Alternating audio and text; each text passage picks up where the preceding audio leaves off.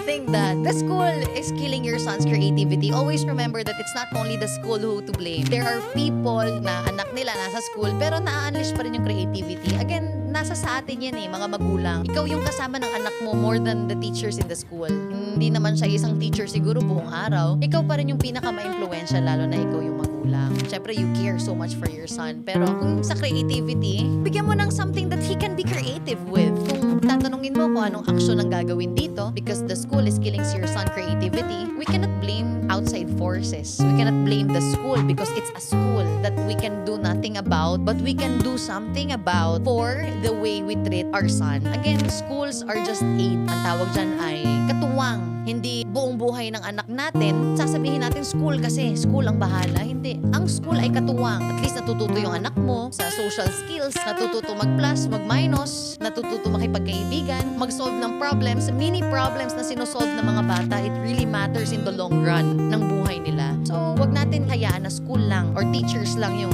i-blame natin for the creativity ng son. Pero tingnan din natin kung ano yung ginagawa natin.